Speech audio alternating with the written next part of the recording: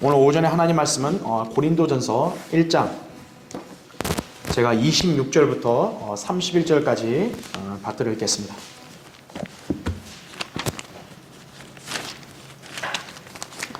고린도전서 1장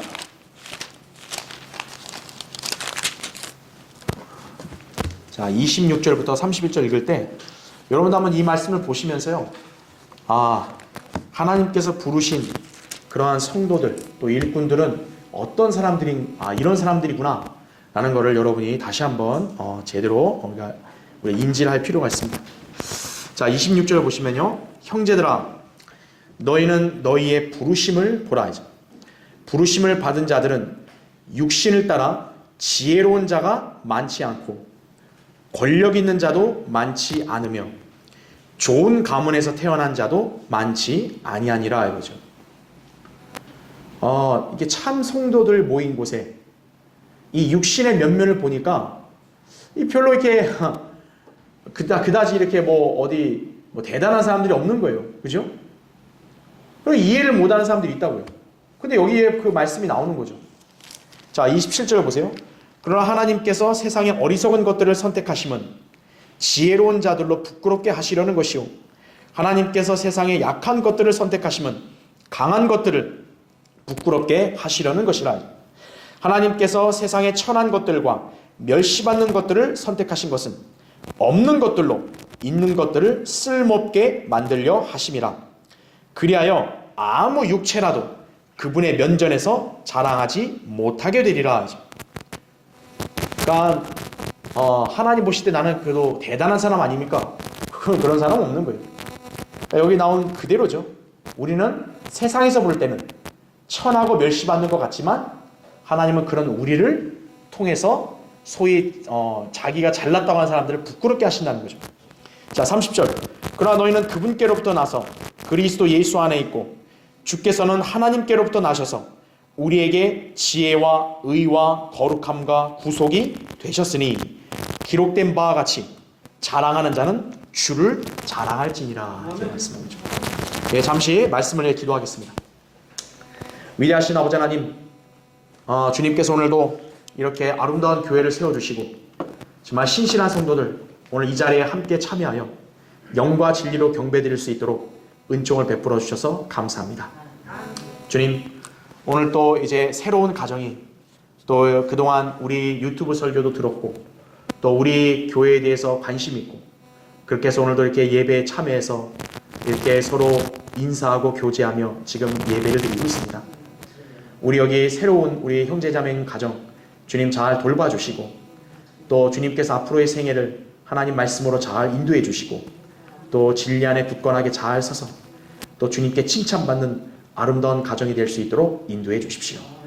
특히 우리 여기에 또 강릉에 살고 있는 그런 또 여러 형제 또 오빠 가정에도 또 주님께서 그분들도 진리를 알 수 있고 또 하나님을 제대로 믿을 수 있는 그런 또 이 신앙의 대로로 또 그분들도 선하게 인도해 주시기를 간절히 기도합니다.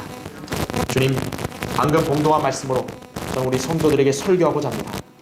어리석고 우둔하고 지금 저는 굉장히 연약합니다. 성령님께서 제 안에 충만해 주시고 제 입술을 주장해 주셔서 저의 육신적인 면을 가려주시고 오직 하나님의 귀한 진리의 말씀만을 이 강단에 선포할 수 있도록 역사해 주시기를 원합니다. 우리 성도들 귀와 마음을 열게 해주시고 하나님 말씀을 듣고 성도들 마음속에 찔림과 도전을 받고 다시 한번 주님과의 온전한 관계를 잘 개선할 수 있도록 역사해 주시기를 간절히 원합니다. 이 시간도 마귀가 어떤 형태로든 틈타거나 방해하지 못하게 철저하게 막아주시고 우리의 마음과 생각을 지켜주시고 오직 하나님 말씀에 온전히 집중하여 경청하고 주님과 밀착하는 귀한 시간 될 수 있도록 인도해 주십시오. 다시 오셔서 저희를 데려가 주실 주 예수 그리스도의 이름으로 기도드립니다. 아멘.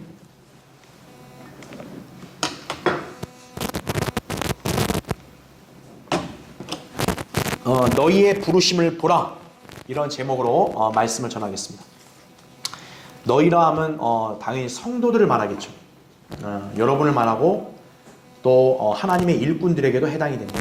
너희의 부르심을 보라. 사람을 바라보는 기준과 관점은 하나님과 세상이 판이하게 다릅니다.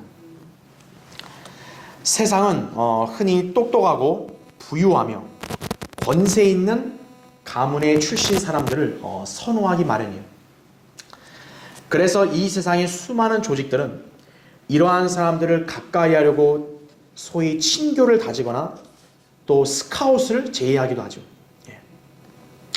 정부나 지자체, 국영기관, 민간 기업체들, 학교들, 심지어 군대까지도요, 필요한 인재를 배치하는 게 아니라 위와 같은 부류의 사람들을 이렇게 원하고 있고 또 그런 사람들을 불러서 같이 일하려고 합니다.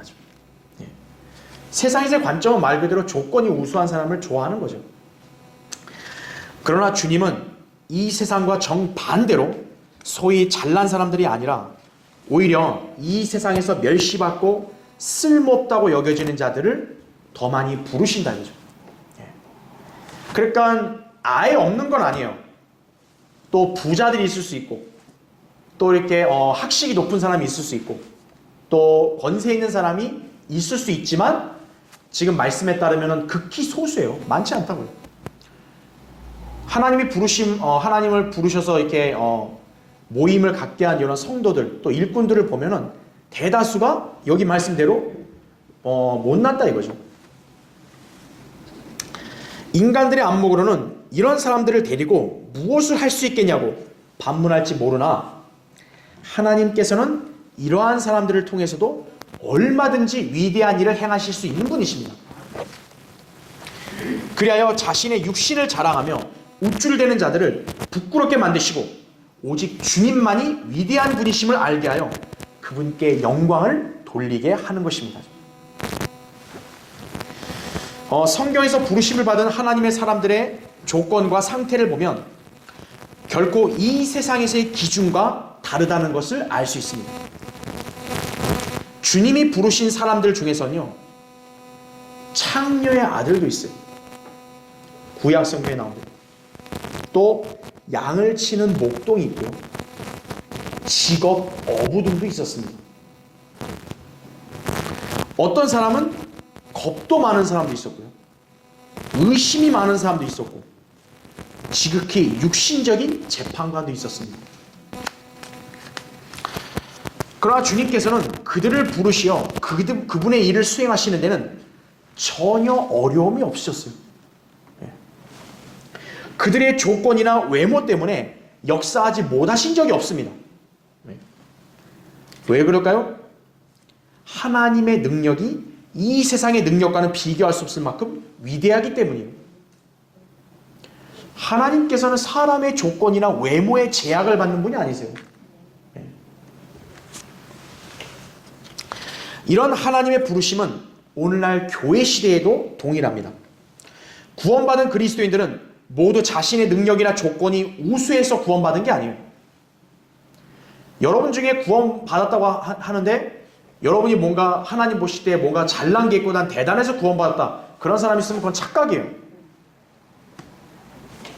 우리의 어떤 공로나 노력이 없이 오직 예수 그리스도의 보혈을 통해 그분을 믿음으로써 구원받은 것입니다. 에베소 1장 7절과 2장 8절에 나온다고. 구원받는 데 있어서 우리의 외모나 부유함, 지성, 학력 아무 영향도 미치지 않습니다. 자, 이와 마찬가지로 하나님께서 우리 그리스도인들을 들어쓰시는데 어떠한 거침이나 제약도 없으십니다. 하나님께서 부르신 사람들의 비율을 보면 강한 사람, 지혜로운 사람, 똑똑한 사람, 좋은 가문의 배경을 가진 사람들은 거의 없습니다. 오히려 그 반대로 볼품없고 천하고 무능력하다고 그렇게 여겨졌던 사람들의 비율이 훨씬 높습니다. 따라서 우리가 자신의 외향적인 조건과 상태를 핑계로 하나님을 섬기며 그분의 일에 참여하는데 주저해서는 안 돼요. 쉽게 말해서 나는 잘 못 배운 사람이에요. 난 이렇게 몸도 별로 이렇게 좋지 않은 사람이에요. 나는 이렇게 돈도 없고 가난한 사람이에요. 그러니까 나는 하나님의 자녀라 불릴 자격이 없어요. 그렇게 생각하지 마라 이거예요. 그건 자기의 착각이라는 거죠. 하나님의 종, 사역자도 뭐 세상에서 잘 배우고 똑똑한 사람이 사역자 되는 게 아니라는 거예요. 나는 공부를 좀 못했기 때문에 나는 하나님 말씀을 전할 수 없습니다. 그게 바로 인간의 생각이라는 거죠. 하나님께서 그런 걸로 제약받는 분이 아니시라는 거예요. 주님은 자신을 자랑하며 내세우려는 자가 아니라 겸손하고 신실하게 하나님의 뜻을 따르는 사람을 부르시어 들어 쓰신다라는 점입니다. 청지기에게 요청되는 것은 무엇보다도 신실한 사람으로 발견되는 것이라 고린도전서 4장 2절에 말씀하고 있는 거예요.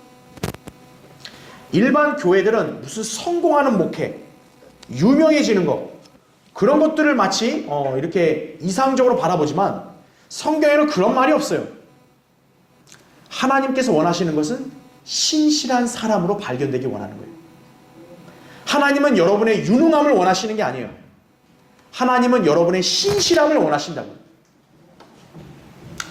오늘 본문 말씀을 잘 살펴보면 우리 또한 하나님이 일꾼으로 얼마든지 부르실 수 있으시고 또 우리도 얼마든지 하나님께 쓰임받는 일꾼들이 될 수 있다는 것을 여러분 잘 알 수 있을 거예요. 우리 교회에 또 저를 위시해서요. 어느 누구도 세상의 기준으로 볼 때 잘나고 부유하고 이렇게 유명하고 이런 사람 아무도 없어요. 우리 교회. 그럼 하나님께서 우리 교회를 버리셔서 그런가요? 아니라는 거죠. 하나님은 인간의 외모를 보시는 분이 아니에요. 하나님은 인간의 마음을 살피시는 거예요. 그 사람의 마음이 하나님을 사랑하고 그분의 말씀을 알고자 하고 또 하나님을 위해 살고자 하는 그런 열의가 있다면요. 하나님께서는 그 사람에게 이 심오하고 위대한 진리의 말씀을 알게 하신다고.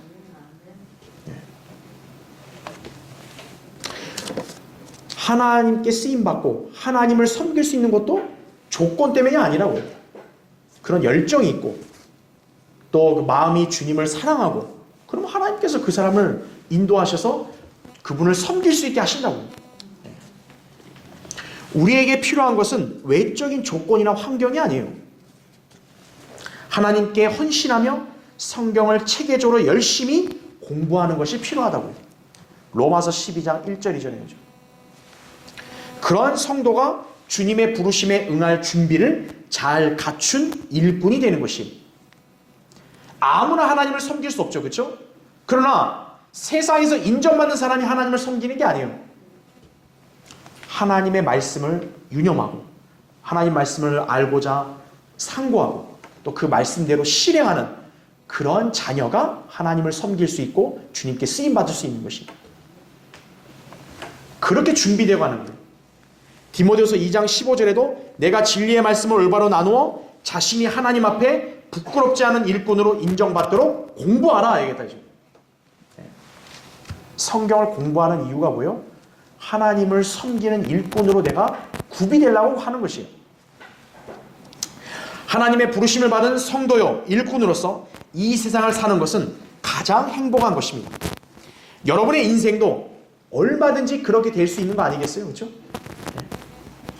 이제 주님의 부르심에 응하여 쓰임받는 일꾼이 되기 위해 성경을 읽고 공부하여 여러분 자신의 영적인 상태를 잘 준비시키고 결코 자기 육신을 신뢰하지 말고 자기가 주님의 도구임을 인정해야 된다 이거죠. 나는 이 정도가 되니까 하나님 나는 이 정도 해도 되죠?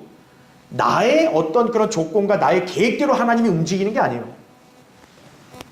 하나님께서 나를 이러한 목적으로 섬기게 하시고 또 들어쓰기 원하신다면 나는 거기에 순종하는 거예요. 기꺼이 나 자신을 드리는 거죠. 여러분의 육신이 어떻든 그건 하나님의 관점에서는 중요하지 않아요. 돈이 얼마있든 얼마나 배웠든 중요하지 않다는 거죠. 여러분이 하나님의 도구요 작품임을 여러분이 인정하고 하나님의 뜻에 절대적으로 순종해서 하나님의 사역에 적극 동참함으로 그분을 신실하게 섬기는 그리스도인이 되어야 하는 것입니다. 자, 그래서 오늘 설교의 주제는 하나님의 부르심에 유념하라 이거예요. 하나님의 부르심에 유념하라. 첫 번째요. 육신을 따라 좋은 상태에 있는 사람들은 별로 없습니다. 여러분 거기 26절 다시 한번 볼까요? 형제들아 너희는 너희의 부르심을 보라. 부르심을 받은 자들은 육신을 따라 지혜로운 자가 많지 않고 권력 있는 자도 많지 않으며 좋은 가문에서 태어난 자도 많지 아니하니라 이렇게 말씀하죠. 인간들의 판단 1순위는 외모입니다. 왜냐하면 인간은 보이는 것으로, 듣는 것으로 상대방을 알 수 있기 때문입니다. 그래서 이 세상의 모든 조직들은 각자의 능력과 조건과 외향이 훌륭한 사람들로 구성되게 하려고 애를 쓰고 있는 것입니다. 그러나 하나님의 일은 결코 인간의 지혜나 능력으로 수행될 수 없습니다. 고린도전서 2장 1절과 5절 14절에 보면 하나님을 섬기는 것은요, 거듭나지 않은 사람은 할 수 없어요. 네. 거듭나지 않은 사람한테 백날 성경을 얘기해 줘봐야 몰라요. 못 알아들어요. 그 사람들은 영이 태어나지 않았기 때문에 눈으로 보고 듣는 것밖에 모르는 거예요. 자기가 아는 것밖에 모르는 거예요. 하나님의 일은 그러한 인간의 능력과 지혜로 되는 게 아니라는 거죠. 뛰어난 두뇌, 풍부한 물질, 든든한 집안 배경, 인맥 이런 걸 아무리 갖췄어도요, 그런 사람은 하나님의 일을 할 때 한 발짝도 진전을 못해요. 이것이 하나님의 참된 교회와 거짓 교회들을 구분하는 기준이 됩니다. 세상 지향적인 교회들을 보면 육신적으로 자랑할 만한 온갖 계층의 사람들로 가득 차 있는 것을 발견하게 됩니다. 학식이 높은 대학 교수들, 박사들, 연구원들, 교육가들, 전문 직종에 종사하는 사람들, 기업인들, 정치인들, 심지어는 연예인들, 그런 사람들이 대형 교회들의 포진에 있죠. 그 교회들의 목사들이나 전임 사역자들은 온통 화려한 경력, 학력 등을 자랑거리로 삼고 있습니다. 그러니까 유명한 목사들은요, 자기들 이력을 어떻게 해요? 엄청나게 채우는 거예요. 그냥. 자기가 무슨 신학대학에서 뭐 박사 받았고, 뭐 자기가 어느 과정을 갖고, 뭐 나는 뭘 하고 있고. 그렇게 해야 사람들로부터 인정받으니까요. 이런 유명한 사람들을 많이 교회에다 모아야 어떻게 돼요? 세상에다가 우리 교회가 좋은 교회라고 그렇게 얘기할 수 있으니까 그러는 거예요. 이런 사람들은요, 하나님의 부르심을 받지 않은 사람들이에요. 왜요? 여기 부르심 받은 사람들을 우리 보고 보라 그랬잖아요. 거듭나지도 않았고 성경의 진리도 모르는 자신의 실체를 숨기려고요, 학위나 경력 등을 이용하는 거죠. 소위 목사들이나 사람들이. 자기가 성경을 얼마나 알고 믿고 공부했냐가 중요하지, 신학대학을 얼마나 많이 나왔냐, 어느 학교를 나왔냐가 중요한가요? 이런 사람들 밑에 있는 교인들이야 말할 것도 없다고요. 이 사람들은 경건의 모양은 있으나 경건의 능력은 부인하는 자들입니다. 디모데후서 3장 5절에 나오죠.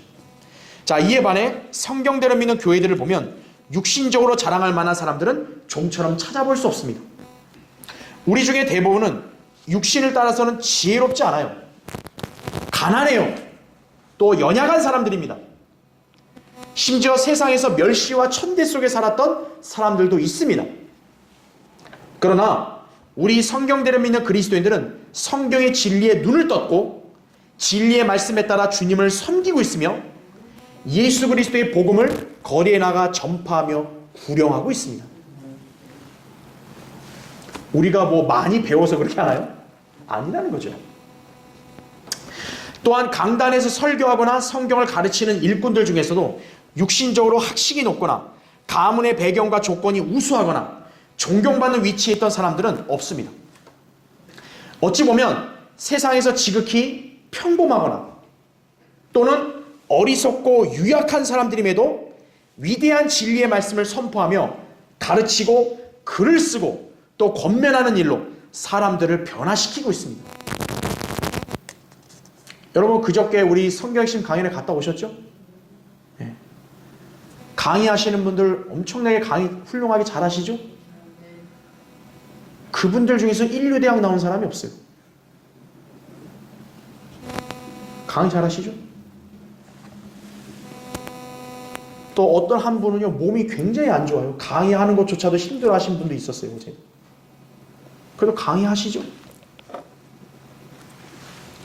이것이 바로 하나님의 부르심을 받은 증거입니다. 여러분은 다윗이 왕으로 기름 부음 받던 장면 기억하실 겁니다.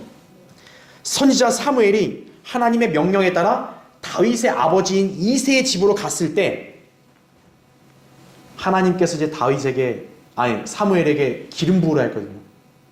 내가 정하는 사람. 그러자 사무엘은 처음에 장남인 엘리압에게 가서 기름 부으려 했어요. 왜냐 했더니 그 이새의 장남인 엘리압이 아주 외모가 잘생겼거든요. 그러니까 사무엘은 이 사람이 하나님이 부르신 사람이다 해서 기름 부으려 했는데 하나님 막았죠. 주님께서 뭐라고 말씀하셨냐면 그의 용모나 그의 신장을 보지 말라. 내가 그를 거절했습니다. 주가 보는 것은 사람이 보는 것과 같지 아니하나니 사람은 외모를 보나 주는 마음을 보느니라 이렇게 말씀하셨어요. 사무엘상 16장 7절에 그 사무엘이 첫째 기름 부을 하나님 막으셨죠. 둘째 셋째 막았죠. 다 막았죠. 그러니까 사무엘이 이제 그 이새한테 더 없냐 이거예요. 더 없냐. 그랬더니 그 아버지 이새가 아직 한 명이 더 있는데 저기서 그냥 양치고 있는 애라고. 그러니까 그 집안에서도 어떤 거예요? 그렇게 큰 기대를 안 하는 인물인 거예요. 그냥 넌 가서 양이나 쳐라 이렇게. 그게 바로 다윗이었던 거예요. 근데 하나님은 바로 그 다윗이 내가 기름 부을 자다. 사무엘에게 알려주신 거죠. 결국 사무엘은 어린 다윗에게 기름을 부었습니다. 주님께서는 가장 뒤처져 있었던 그 인물을 선택하셔서 이스라엘의 훌륭한 왕으로 쓰셨다고요. 이처럼 하나님께서 인간들을 부르실 때는 결코 육신을 따라 좋은 조건을 갖춘 사람들이 거의 없습니다. 우리 중에 누구도 외모나 조건이 나름대로 훌륭하여 구원받은 사람 없습니다. 오로지 하나님의 전적인 은혜와 택하심으로 우린 다 성도가 된 거죠. 이렇듯 우리는 얼마든지 하나님의 부르심을 받아 하나님을 섬기는 일꾼이 될 수 있다는 점을 알아야 됩니다.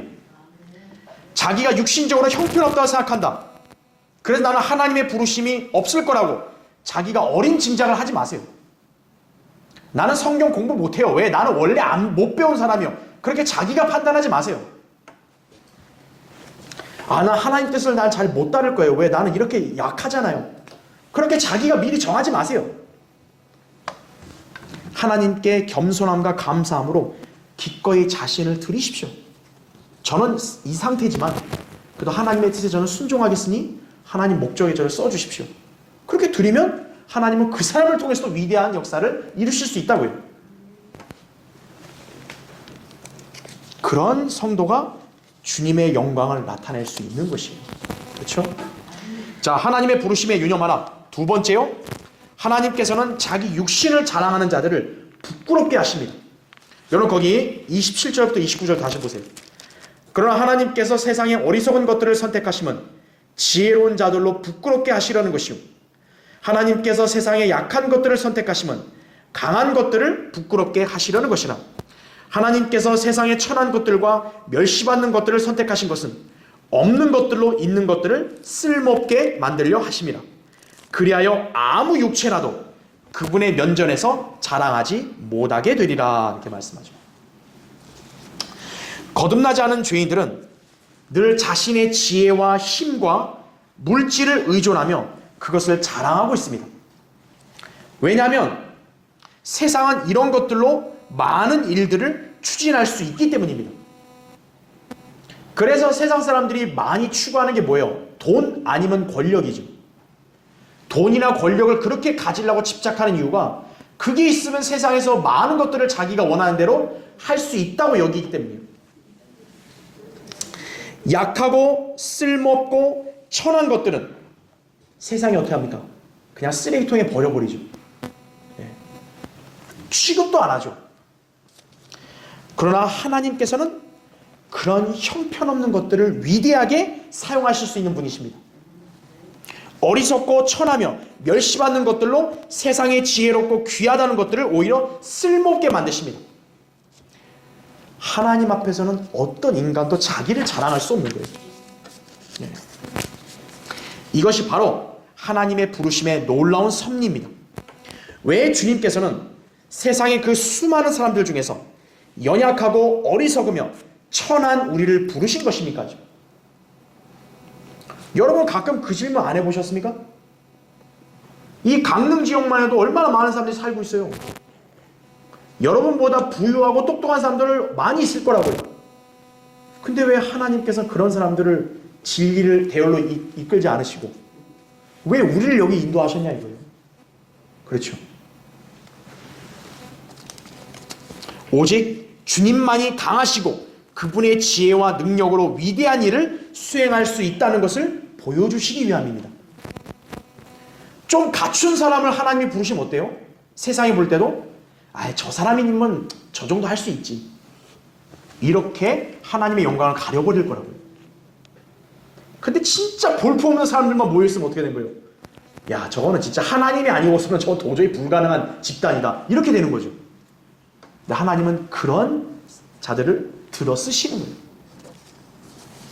하나님의 사역은 분명 놀라운 지혜와 영역으로만이 수행될 수 있죠.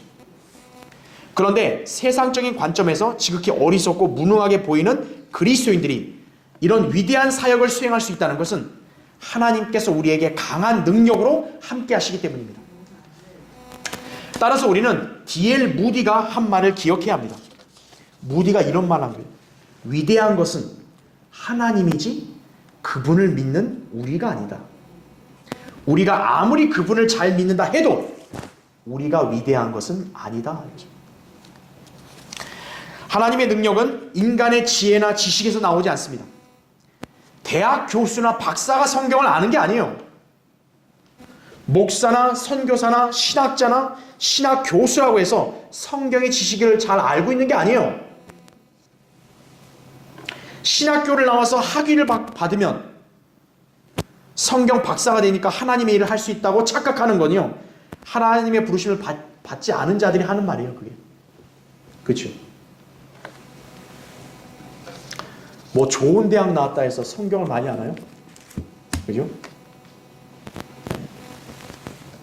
초등학교, 중고등학교 교사가 주일학교 교사를 하나요? 아니죠. 그죠? 정치인이 여기 와서 목사하는 거예요? 아니죠. 예. 그런 사람들은 하나님의 부르심을 받은 사람들이 아니에요. 주님은 이런 사람들을 부끄럽게 하시려고 세상에서 천하고 멸시받는 우리를 부르시고 선택하신 거예요. 자, 예수님께서 지상에서 말씀을 가르치셨을 때 당시 유대인들은 그분의 가르침을 이상하게 여겼습니다. 요한복음 7장 15절에는 이렇게 나와요. 유대인들이 이상히 여겨 말하기를, 이 사람은, 이제 예수 그리스도를 가리키는 거예요. 이 사람은 전혀 배운 적이 없는데 어떻게 그를 아는가? 라고 하더라 이거예요. 예수 그리스도가 공생애 동안 많은 무리들에게 하나님 말씀을 가르치고 이렇게 진리를 전했을 거 아니에요? 그때 유대인들의 반응이 이거예요. 왜? 이 사람은 목수의 아들 아니냐 이거예요. 그럼 못 배운 사람인데 이 사람이 어떻게 글을 아냐 이거예요. 이것이 그들의 수준이에요, 수준. 즉 그들은 주님께서 가르치신 그 말씀에 반응한 게 아니라 예수님께서 배우지 못한 분이 어떻게 성경을 가르칠 수 있겠냐, 이런 식으로 여긴 거죠. 예수님이 전한 진리의 말씀만 들으면 되는데 그게 아니라 예수님의 조건과 애모를 보는 거예요. 분명 저 사람은 못 배운 사람인데 어떻게 저렇게 글을 하고 설교를 하지? 그러니까 그 사람들은 아무 변화가 없는 거예요. 주님은 그분의 일을 수행하는 데 있어서 결코 세상적인 기준에서의 교육이나 지혜가 필요 없다는 것을 보여주신 것입니다. 여러분 생각 안 해보셨어요? 아니 예수님이 어차피 인간으로 이 땅에 오셔야 된다면 좀 이렇게 좋은 가문에서 나오면 안 되나요? 그잖아요. 오늘날 속된 말로 좀 명문가 있는 그런 또 학벌 좋은 그런 부모 밑에 나와서 좀 학벌 좋은 대학도 나오고 이러시면 안 됐냐 이거예요. 예수님은 이 땅에 인간 올 때 자체도 어때요? 인간적인 조건도 완전히 낮은 수준으로 오셨다고요. 왜 그러냐 이거예요. 하나님의 부르심의 기준이 다른 거예요, 바로. 자, 베드로와 사도 요한은 어떻습니까? 세상 사람들의 기준으로 볼 때는요, 배우지 못한 무식한 사람들이었다고요. 여러분, 어부들이 뭘 많이 배웠겠어요? 지식이 있겠냐고. 하지만 담대하게 말씀을 전함으로써 당대의 종교 지도자들을 당혹하게 했습니다. 사도행전 4장 13절에 이렇게 나와요. 그때 그들이 베드로와 요한이 담대하게 말하는 것을 보자 배우지 못한 무식한 사람들로 알았다가 놀라며 그들이 예수와 함께 있었다는 사실을 깨닫더라 이거죠. 당시 종교 지도자들이 베드로와 요한이 막 설교하고 다니니까 그리고 잡아왔잖아요. 무식한 사람들로 안 거죠. 야, 근데 어떻게 무식한 자들이 이렇게 담대하게 말을 잘하냐고요. 왜 그렇죠? 하나님의 부르심을 받았기 때문입니다. 세상에 볼 때는 천박하고 쓸모없는 존재들이라고 여겼겠지만 하나님께서는 이들을 위대하게 사용하심으로써 세상에서 인정받는 자들이 쓸모없는 자들임을 드러내게 하신 것입니다. 종교 지도자들, 율법을 많이 한다는 사람들은 정작 어때요? 하나님 말씀을 제대로 전파할 수 있어요? 못해요. 반대로 배우지 못한 그런 어부들은 어떤 거예요? 오히려 하나님 말씀을 잘 전한 거예요. 하나님의 능력이 바로 여기서 나온 거죠. 여러분에게 필요한 것은 육신의 조건들을 갖추는 게 아닙니다. 하나님을 섬기며 그분의 일에 쓰임받고자 하는 열정만 지니면 된다고요.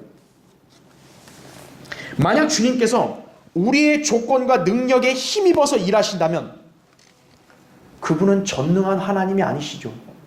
그렇죠. 하나님께서 교회를 세우시는데 부자들의 돈을 필요로 하신다면요. 그게 무슨 전능한 하나님이에요? 그렇죠. 하나님이 말씀을 설교하고 가르칠 일꾼을 쓰실 때 좀 잘 배운 사람 쓰시겠다 그러면 그게 어떻게 하나님이 전능하신 분이 될 수 있어요? 주님께서 찬양과 영광을 받으실 수 없다고요. 우리가 어리석고 약하며 천하다고 여긴다면 오히려 주님은 우리를 쓰셔서 세상의 육신을 자랑하는 자들을 부끄럽게 만들길 원하신다는 점을 알아야 합니다. 이제. 육신을 자랑하는 자들은 결코 하나님께 영광 안 돌려요. 그러니까 하나님은 반대로 천하고 쓸모없는 우리를 들어쓰셔서 자기 육신을 자랑하는 자들을 부끄럽게 하시는 거죠. 그러면 그 사람들이 어떻게 여기겠어요? 아, 하나님이 훨씬 위대하시구나. 인정할 수밖에 없게 되는 거죠. 어느 누구도 감히 주님 앞에 설 수 없다는 것을 알게 되는 것입니다. 이것이 바로 하나님께서 우리 같은 약하고 천한 자들을 부르신 목적임을 알아야 한다 이거죠. 자, 하나님의 부르심의 유념 하나. 세 번째로 오직 주님만을 자랑하게 하십니다. 여러분 거기 30절 31절 보세요. 고린도서 1장 30절 31절. 그러나 너희는 그분께로부터 나서 그리스도 예수 안에 있고 주께서는 하나님께로부터 나셔서 우리에게 지혜와 의와 거룩함과 구속이 되셨으니 기록된 바와 같이 자랑하는 자는 주를 자랑할지니라 이렇게 말씀하죠. 예수 그리스도를 믿고 거듭난 성도들은 무려 38가지 위상이 달라집니다. 제가 몇 주 전에 성경 공부했죠, 그렇죠?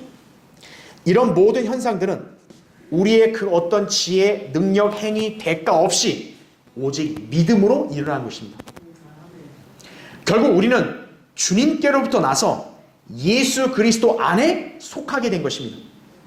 그러면 주님께서는 우리에게 지혜와 의와 거룩함과 구속이 되어주신다고 본문이 말씀하고 있습니다. 자, 오늘 여기서 봤듯이요. 지혜, 의, 거룩함, 구속 이 네 가지는 본디 인간들에게 없던 것들이죠. 오직 하나님께로부터 나오는 것들입니다. 주님의 부르심에 순종한 성도들은 그분께 쓰임받기 위해서요. 바로 이것들이 필요한 거예요. 지혜, 의, 거룩함, 구속. 하나님을 섬기려면 이게 필요한 거예요. 근데 이런 것들은 바로 우리 안에 계신 예수 그리스도를 통하여 지닐 수 있는 것입니다. 세상에선 이거를 돈으로도 살 수 없어요. 몇 개 학교 나와서 배운다 해도 가질 수 없어요. 그러나 여러분이 예수 그리스도를 믿고 영접하면 이러한 네 가지를 다 소유하게 되는 거예요. 그래서 우리가 하나님을 섬길 수 있는 것도 뭐냐면 우리 안에 계신 예수 그리스도를 통해서 우리는 할 수 있는 것이. 그래서 바울이 이렇게 고백을 했잖아요.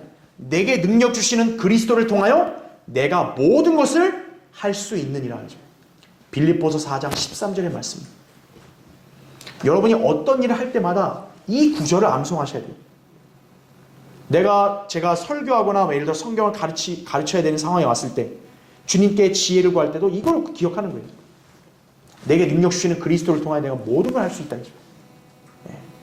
여러분이 하나님 안에서 뭔가 계획을 세우고 뭔가 사업을 구상하고 추진하고 어떤 일을 하려고 할 때도 내게 능력 주시는 그리스도를 통하여 내가 모든 걸 할 수 있느냐. 이것을 여러분이 마음속에 외치고 믿고 실행하셔야 한다는 거죠. 자, 그럼 한번 이 네 가지를 살펴볼게요. 먼저 지혜.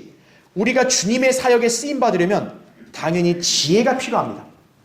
우리는 어리석었을 때 주님의 부르심을 받았지만 이후에는 지혜의 보고인 성경을 읽어야 한다 이거죠. 우리가 이 지혜를 어디서 받을 수 있는 거예요? 하나님께로부터 받는데 하나님의 말씀을 통해서 우리가 지혜를 얻을 수 있는 거예요. 성경을 통해 은을 구하듯이 지식을 구하며 숨겨진 보물을 찾듯이 명철을 찾고 공부한다면 지혜를 얻을 수 있습니다. 잠언 2장 4절 6절에 나오죠. 그리고 주님께 기도로 지혜를 구하면 아낌없이 주신다고 하셨다고요. 야고보서 1장 5절에. 그러니까 우리는 얼마든지 지혜를 가질 수 있는 거예요. 여러분이 학교 교육을 못 받았어도 지혜를 가질 수 있다고요. 얼마든지.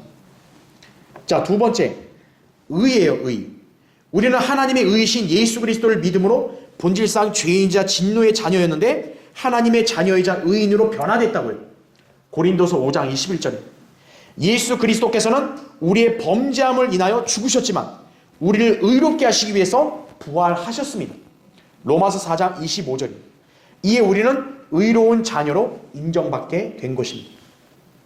그러니까 여러분이 예수 그리스도로 말미암아 하나님을 섬기면 하나님께 의롭다고 인정을 받는 것이. 왜냐하면 하나님의 의이신 예수님을 우리가 영접했기 때문에 그런 거예요. 세 번째, 자 이번에 거룩함이죠. 거룩함. 하나님께서는 예수 그리스도의 순종으로 말미암아 우리를 거룩하게 하셨습니다. 갈보리 십자가를 통해 주님은 우리의 죄의 짐을 해결해 주심으로 우리가 거룩하게 된 것이라고. 그러니까 예수 그리스도의 십자가의 보혈을 믿지 않은 사람은요 거룩하진 않아요. 그런 사람은 하나님을 섬길 수 없다고요. 그렇죠? 그 다음에 네 번째, 구속. 주님께서는 우리를 죄의 속박에서 그분의 보혈을 통해 구속해 주셨습니다. 에베소서 1장 7절에는 그 사랑하시는 이 안에서 우리가 그의 은혜의 풍성함을 따라 그의 보혈을 통하여 구속, 곧 죄들의 용서함을 받았느니라 이렇게 말씀하고 있습니다. 구속받지 않은 자들은 영이 죽어 있기에 하나님과 무관한 상태입니다. 그래서 하나님의 부르심을 받으려면 구속받아 영이 거듭난 사람이 되어야 합니다. 그러니까 거듭나지 않은 사람은요 자기가 무슨 용을 써도 하나님을 섬길 수 없어요. 자, 이처럼 주님의 부르심을 받아 쓰임받는 것은 결코 육신의 지혜, 권력, 좋은 가문, 학력 이거는 불가능하다는 거죠. 주님께서는 육신적으로는 무가치해도 예수 그리스도를 믿고 하나님 말씀에 순종한 사람들을 부르셔서 사용하신다는 거죠. 주님이 모든 것이 되셔서 그들을 통해 그분의 위대하심을 알게 하시는 것입니다. 우리가 연약하고 아무것도 없는데 주님이 우리가 하나님 말씀을 사랑하고 순종하고자 하는 열정이 있으니까 우리를 부르셔서 진리를 알게 하시고 이렇게 예배드리고 섬기게 하시는 거예요. 그러면 어떻게 돼요? 하나님의 영광이 드러나는 거예요. 왜냐하면 다른 사람들이 볼 때는 인간의 안목으로 이게 불가능해 보이기 때문에 그런 거죠. 자, 결국 우리는 오직 누구만을 자랑할 수밖에 없겠어요? 예수 그리스도만을 자랑할 수밖에 없게 되는 거예요. 우리가 육신적으로 뭔가 잘났으면 우리가 이걸 좀 내세울 건데 내세울 게 없으니까 결국 우리가 자랑할 수 있는 것은 주님밖에 없다는 거죠. 자, 사도 바울은 31절에 있는 주를 자랑할지니라 이 말씀을 예레미야 9장 23절 24절을 인용하면서 기록한 거예요. 여러분 한번 찾아볼까요? 예레미야 한번 보세요. 예레미야 9장 23절 24절 보세요.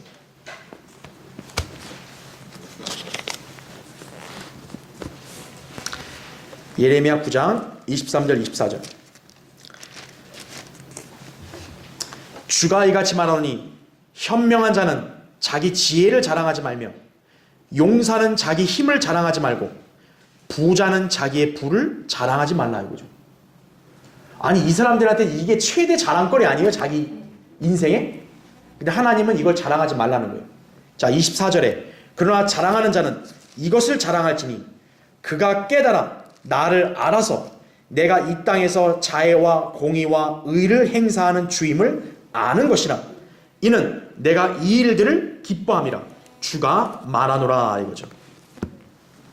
자랑하는 사람들은 이런 것들을 알고 자랑하라 이거예요.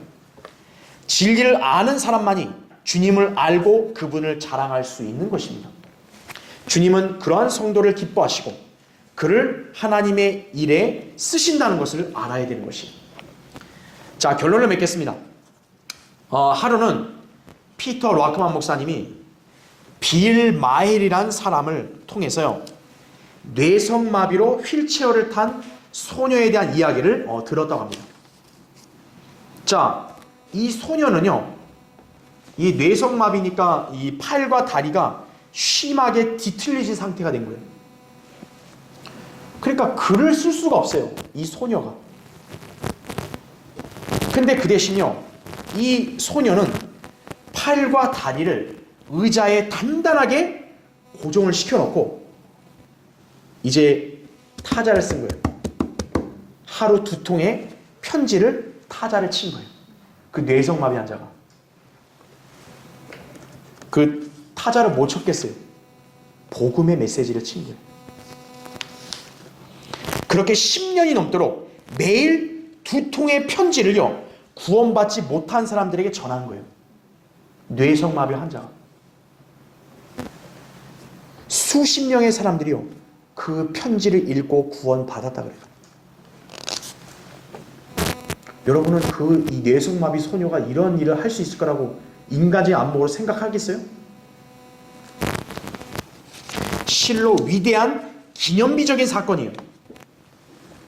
자, 그래서 이 여인을 이 시대의 위대한 믿음의 수호자 이렇게 칭찬을 했다 그래요.